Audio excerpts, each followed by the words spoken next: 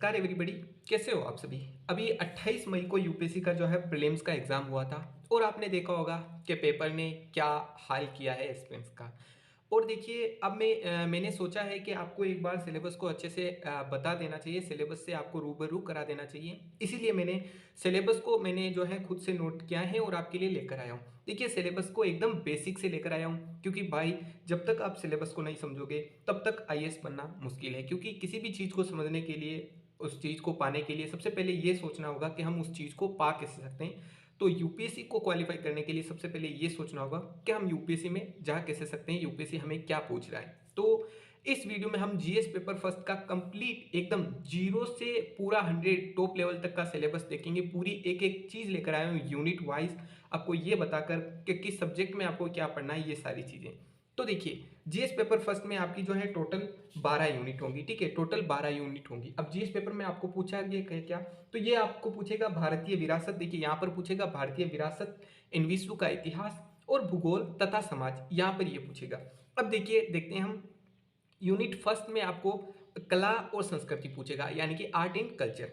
फिर unit second, third और fourth में आपको पूछेगा आधुनिक भारत का इतिहास, यानी कि आधुनिक भारत का इतिहास कहाँ से, 18वीं शताब्दी के मध्य से लेकर, ठीक है, 1757 से अब तक का, ठीक है, 1757 से अब तक का। फिर यूनिट 5 में आपको पूछेगा आधुनिक विश्व का इतिहास, यानी कि वर्ल्ड हिस्ट्री, यानी कि इसमें भी आपको 18वीं सदी से, वो देखिए मैं आपको डिटेल में अभी बताऊंगा, लेकिन एक बार मैं आपको यूनिट से जो है परिचित करवा देता हूँ। फिर यूनिट 6, 7, 8 और 9 में आपसे पूछेगा भारतीय समाज, यानी कि इंडियन सोसाइटी।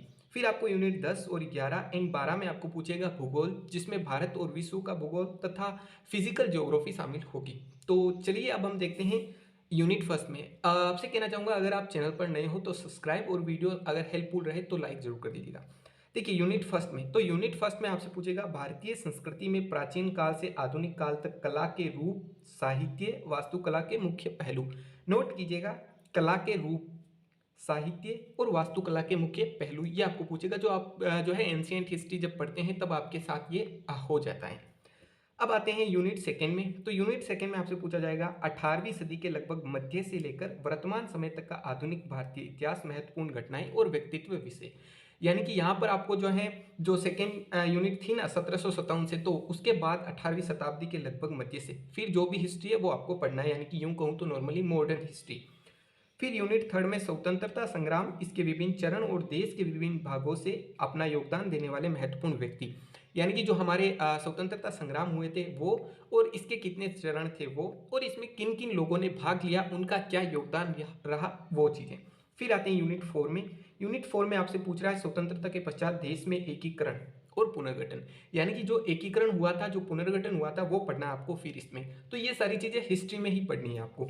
अब आपके आएगी वर्ल्ड हिस्ट्री यूनिट 5, विश्व इतिहास में 18वीं सदी तथा बाद की घटनाएं, जैसे कि कैसी घटनाएं, औद्योगिक क्रांति, विश्व युद्ध, राष्ट्रीय सीमाओं का पुनः सीमांकन, उपनिवेश, उपनिवेशवाद की समाप्ति, राजनीतिक दर्शन जैसे साम्यवाद हो गया, पूंजीवाद हो गया, समाजवाद हो गया, ये सारी चीजें, इनके बारे में आपको पढ़ना है वर्ल्ड हिस्ट्री में।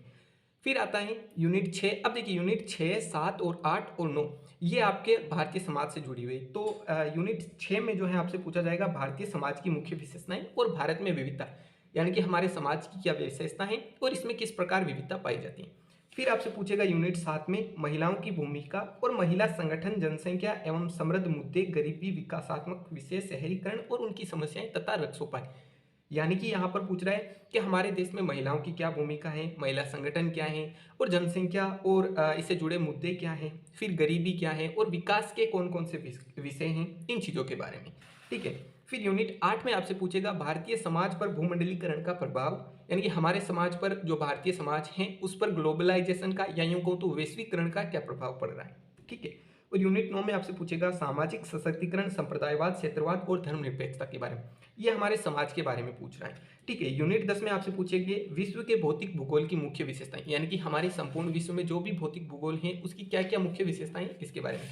अब हम चलते हैं यूनिट 11 की तरफ। देखिए यूनिट 11 में आपसे पूछेगा विश्व भर की मुख्य प्राकृतिक संसाधनों का वितरण एंड विश्व के भागों में प्राथमिक, द्वितीयक और तृतीयक। देखिए इसमें क्या पूछ रहा है कि जो भी प्राकृतिक संसाधन है हमारे, उनका वितरण, और जो प्राइमरी, सेकेंडरी और टर्सरी जो उद्योग होते हैं उन्हें लगाने के क्या कारण हैं। जैसे कि आप जहाँ रह रहे हो वहाँ पर कोई उद्योग लग रहा है, तो वो उद्योग वहीं क्यों लगा, उसके क्या कारण हैं, तो ये आपसे पूछा जाएगा।